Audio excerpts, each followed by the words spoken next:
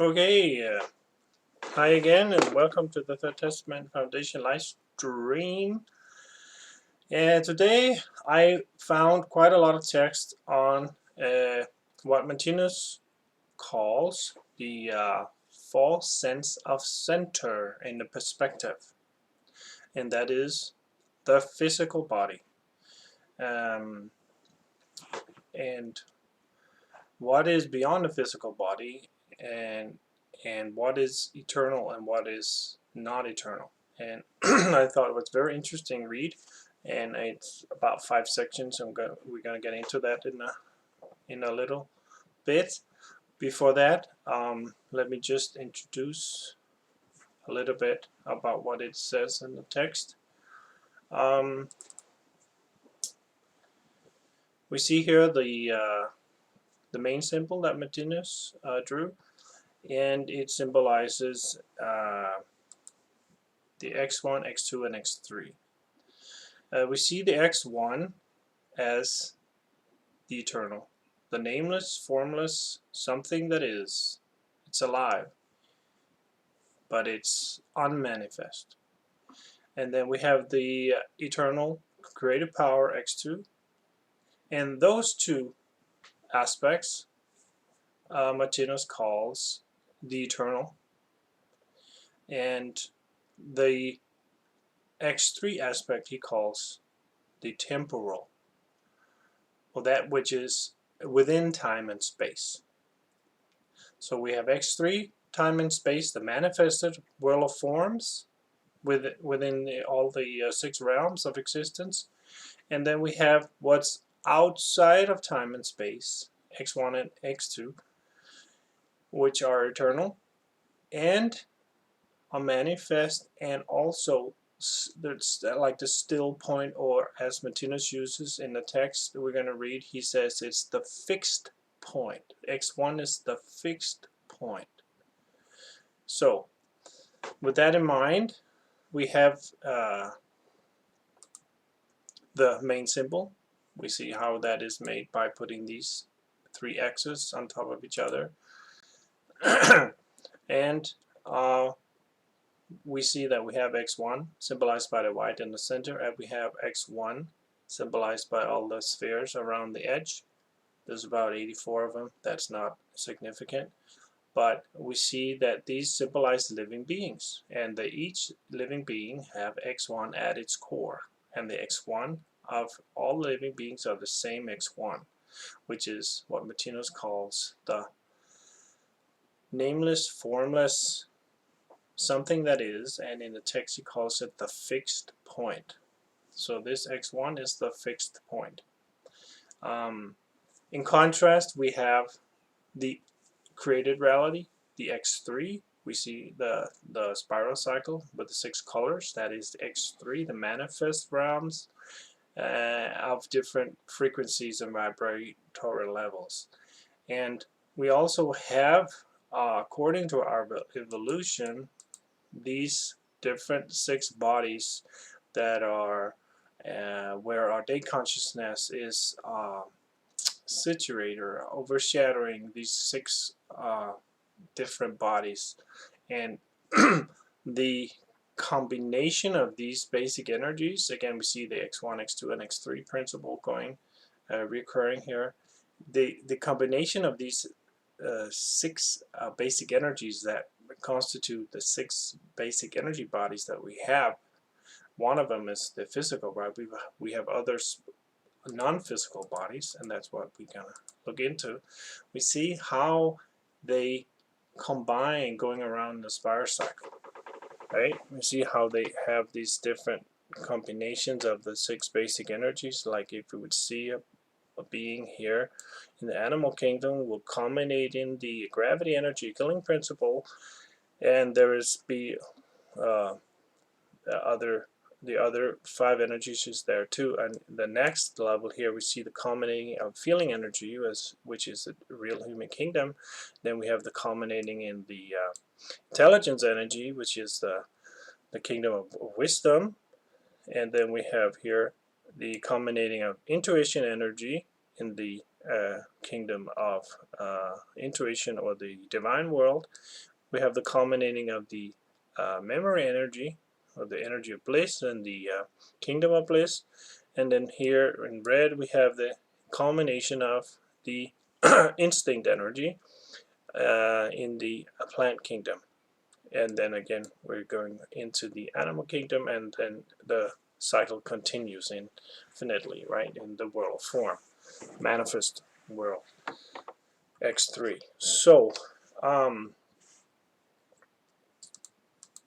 with that in mind, we'll go into the text, reading the text, and hopefully we can understand it a little bit better when we read it, when we have this little introduction to the fixed point, what the fixed point is. He also talks about the thoughts, thought from above and thought from below. Basically, that's just thoughts from below is like if you want to make a house, you kind of have to plan it out, put the foundation, put the where to put the walls and all kinds of stuff. That's thoughts from below. That's like physically thinking how to make things. And then there is the thoughts from above, which to Martinez is when we use the thoughts from the intuition world, where the world, the divine world, where the intuition energy is culminating. And that's the world where we actually, the beings here are so evolved that they have they can see things the way God source sees them.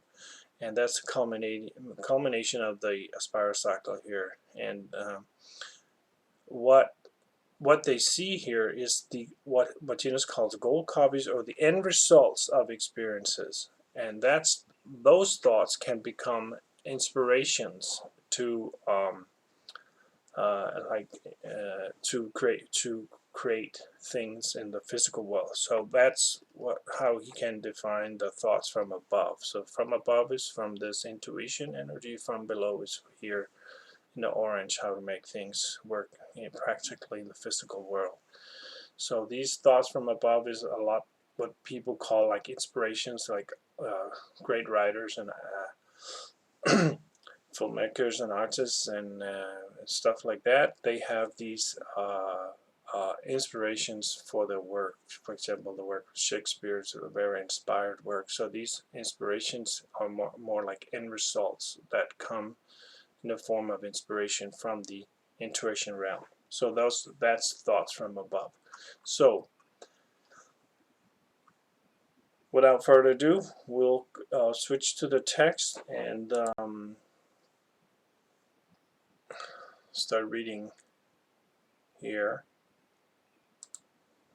So the Third Testament, Book of Life 1, section 236 to 42. Therefore, there exists a limit to the scope of the physical body. And the nearer we approach this limit, the clearer it is that details of physical life are being shown as nothing, which is due to the physical body's failing usefulness. But this is actually caused by the fact that we, as previously mentioned, find ourselves nearer and nearer to the outermost boundaries of the physical world, on the threshold of another world. In other words, a different form of existence. As this form of existence, as mentioned above, cannot be physical, it will be defined as spiritual. This spiritual existence is experienced under quite different conditions or dimensions of sensing from the physical one, and can be experienced only by spiritual bodies. The physical body is built only as a tool for a concentration of consciousness, which consists of time and space, and in this way is completely useless for a form of consciousness, the dimensions of which lie outside of those two realities. Just as a fish's body is built for promoting life in the water, and a bird's life for life in the air, so is the human physical body built to promote life in time and space. And the and the limit of the surroundings in which the fish moves in water, so are time and space also limits to the conscious life of a living being who is still sensing only by the power of the physical body.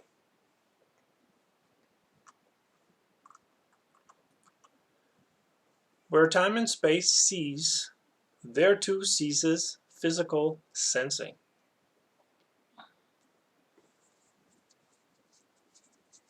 But this termination of time and space cannot be expressed as a cessation of the physical or material plane of existence in terms of kilometers or material degrees of measurement. On the contrary, no boundary can be reached along this road at any time, for such a boundary does not exist. One would be able to measure forever kilometer after kilometer, planet after planet, and star system after star system without coming to any termination. In this respect, the physical or material plane of existence has no limit whatsoever. The boundary of the physical plane of existence begins just at the point where the physical body cannot take itself. As an individual is not able to go to another planet physically, he cannot experience that planet as he can experience the planet on which he lives. He can, on occasion, see that other planet physically as a small star, but the further sensing of that planet must take place in a spiritual way. We have referred to the latter's first primitive stages as the world of thought. Through the world of thought, the individual can form an idea about that planet. Whether these ideas are right or in accordance with actual fact will depend on the maturity of that individual's spiritual bodies. As we have already seen, regarding the commencement of terrestrial mankind's thought life, it has developed to what we call science. And this science is the beginning of the experience of the cosmic world. In other words, wherever terrestrial man is prevented from being able to sense physically, he will continue his sensing in a different condition. This condition is pure thought, or spirit. So the limit to the physical plane of existence is not to be found in distance, that is, at one or another place, but it is to be found in a condition, or a state. As this non-physical condition can be only a spiritual one, we see once again that terrestrial man, on account of his mental life, is also a spiritual being as well as a physical one. And the first perfect result of this mental or spiritual life is the overall experience of the limits of time and space. But life continues perpetually. So maybe I just a little parenthesis here, because if we see these, that's X3, right, the created worlds, and we have also these 6 spiritual bodies corresponding to the 6 realms. We see 1 is orange, so this is the physical body, to keep it simple, and the physical body is a created body, right? But we have these 5 other bodies that are also created. That doesn't mean, so, but they're spiritual. It doesn't mean, spiritual doesn't mean that it's necessarily it's in X2 or X1, right? Spiritual bodies can also manifest or created realities. So the spiritual bodies are changing, right? They have a beginning and an end. And whereas X1 does not change. X1 does not have a beginning and an end. And so that is where we can ask the question, like, what is God? What is the eternal at the core of our being? So that is this unmanifest X1, the fixed point, the white here, symbolized in this symbol, right? So it has no beginning and it has no end. So if you ask, what is God? You can also ask, what is that which has no beginning? for example. That's also what Martinez calls our I, the I that we are eternally. So with that little parenthesis in mind, but life continues perpetually. After the individual has come to the limit of the physical or material plane of existence and has experienced that realities both genuine and steadfast are not to be found there, he begins to look to non-physical realities for support. And his knowledge or science now comes under what we call philosophy. Philosophy is actually the beginning of spiritual science.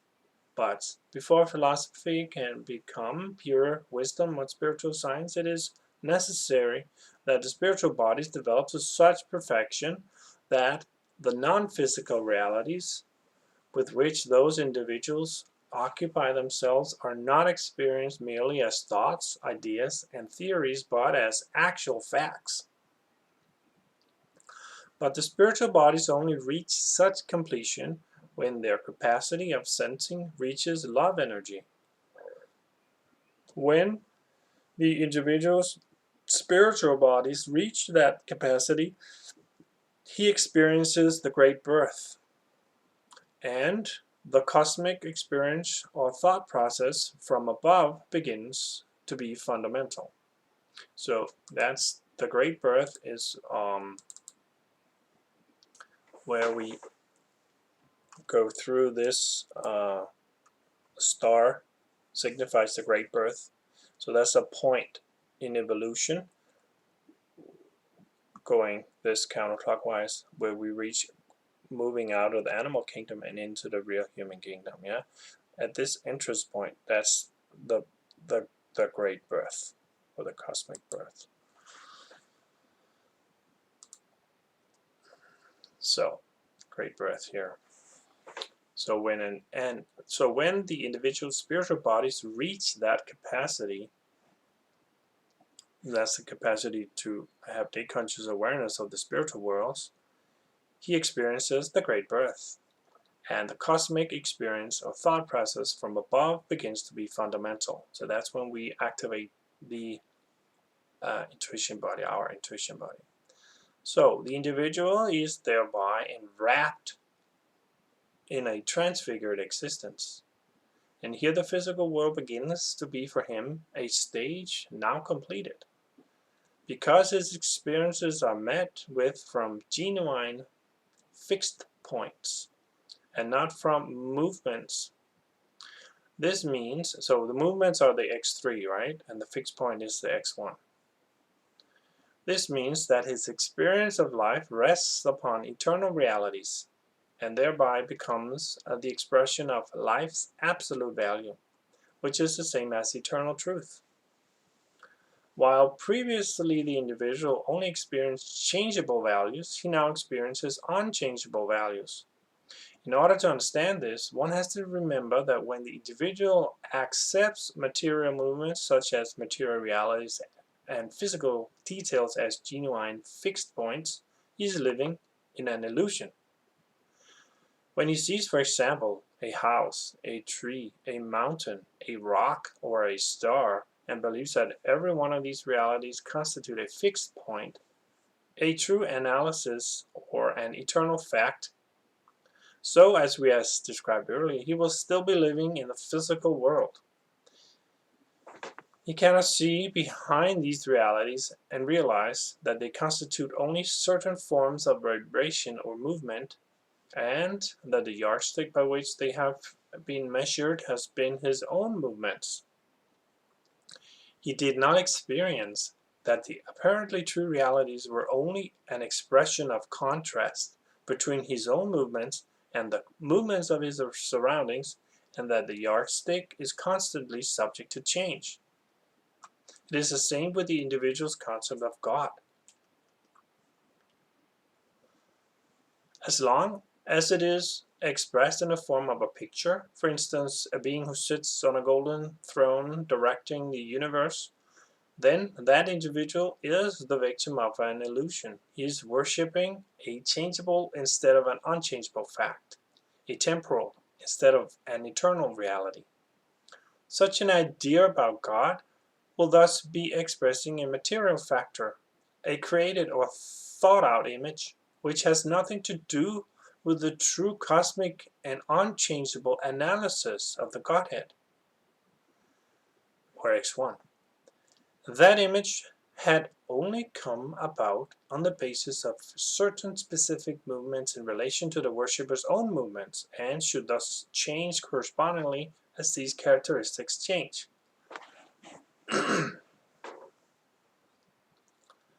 And the more one attaches to that image of the Godhead characteristics of a certain definite kind and equips it with the so-called good qualities and denies it the so-called bad qualities, the more artificial becomes such a concept of God.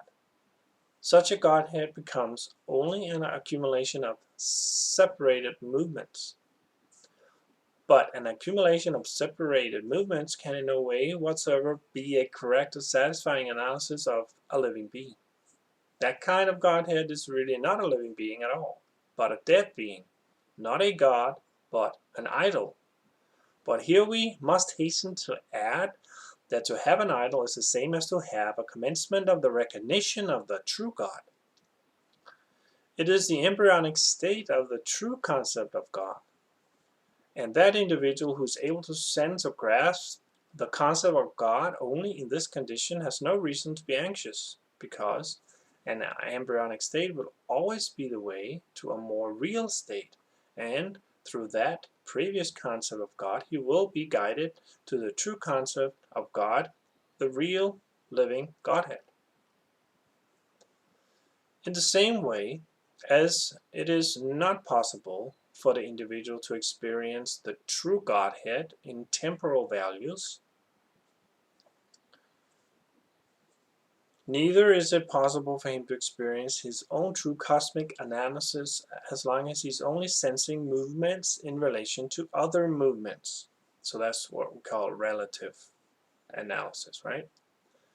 For example, if he perceives himself only as a mortal being, that is to say a being who has had a beginning and will one day cease to exist, then he is perceiving only the relationship of movements to movements, and obtains a temporal value instead of an eternal value.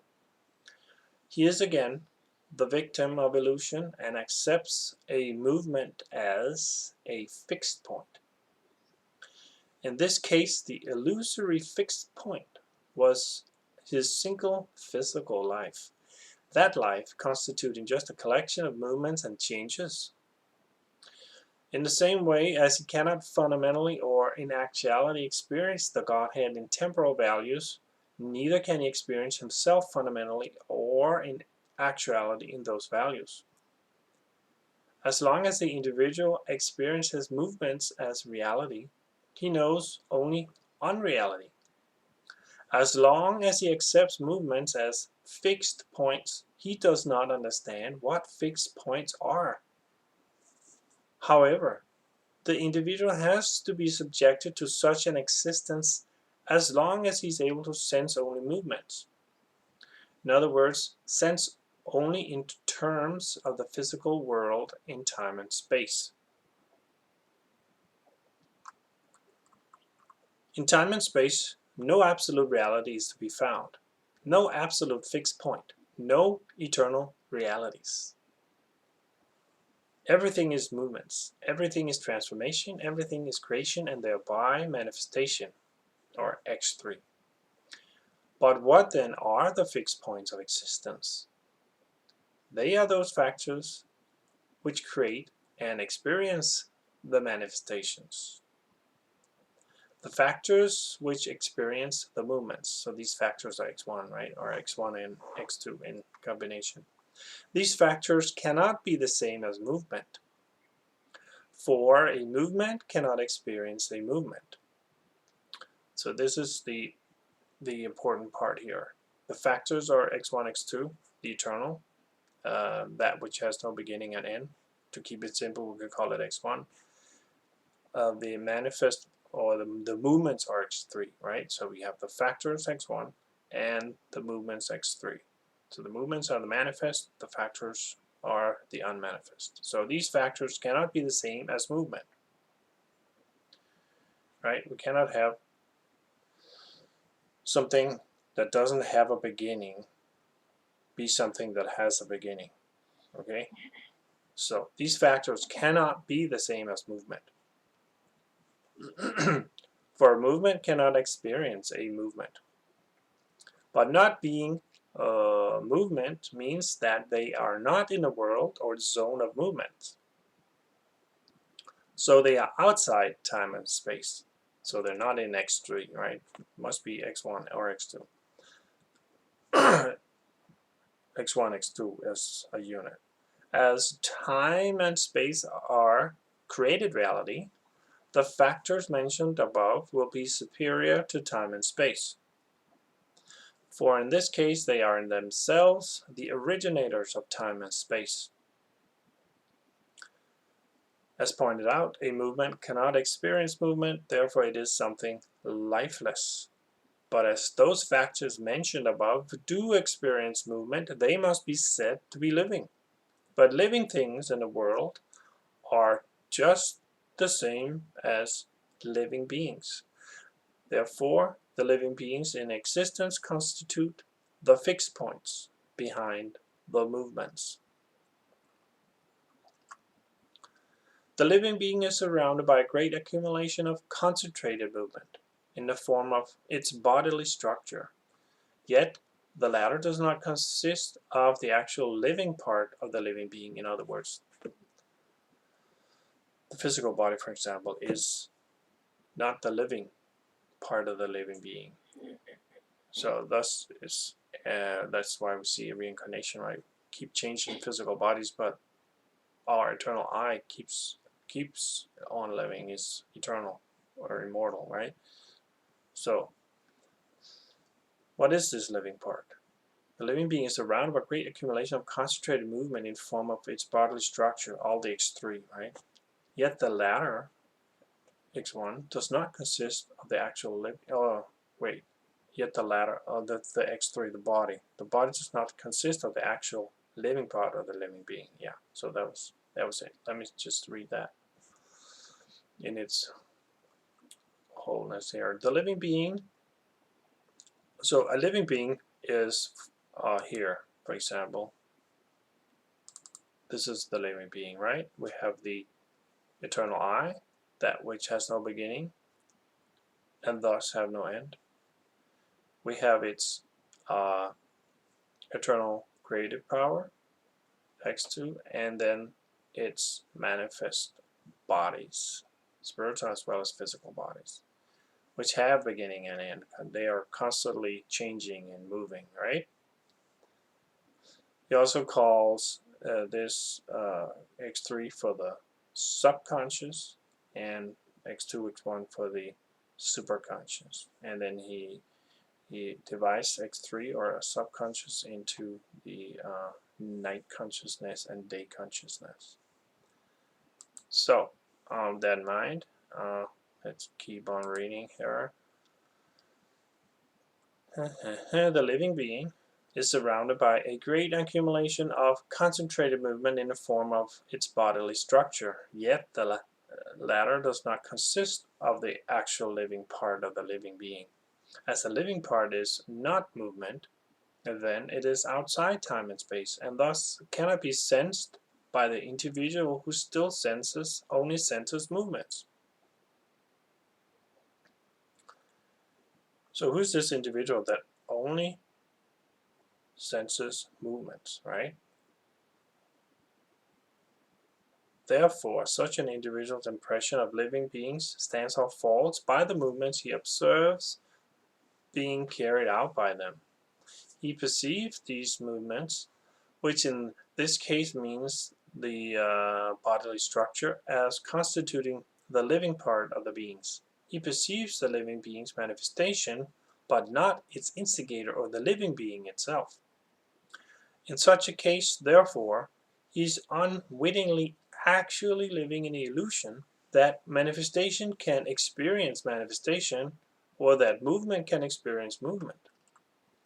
As it is indeed a fact that movements are experienced, then the alive part of the living being is also a fact. But as it is also a fact that movements cannot experience movement, it also becomes a fact that the factor experiencing movement cannot be the movement itself.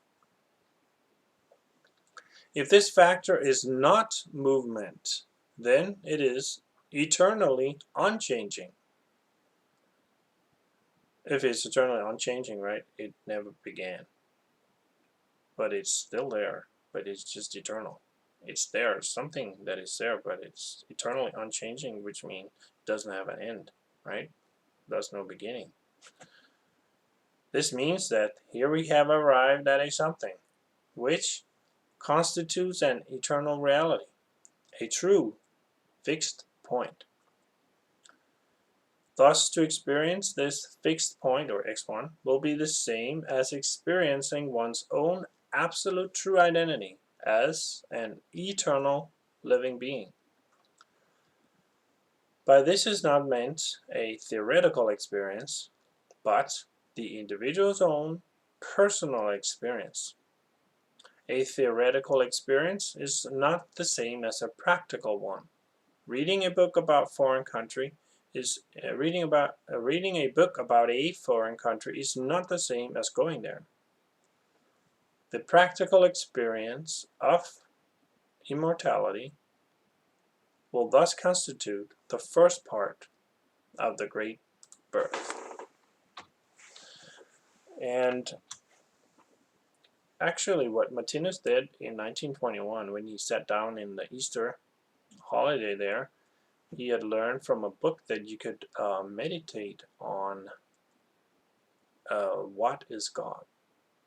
So he sat down in his wicker chair, and the book said to put a blindfold on the eyes, and then he sat down and he started thinking or doing a thought concentration on what is God. Keep asking what is God.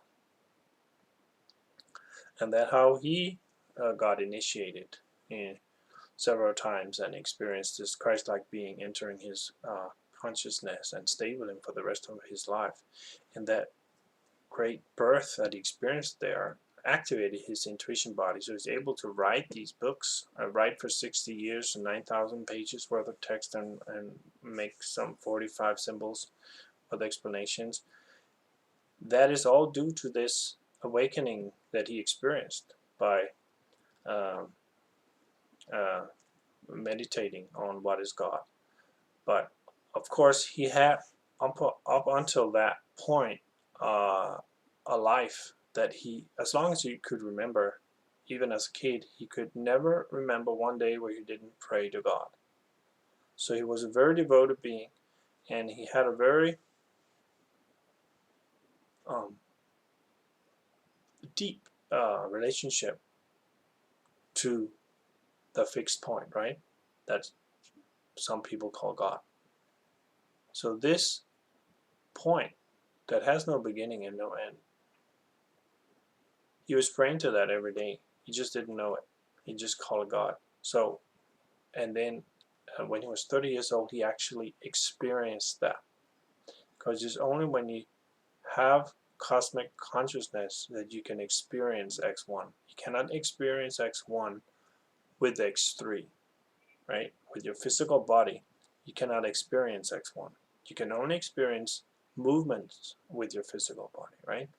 So you need to have your have so much love for everyone, everything, and everyone,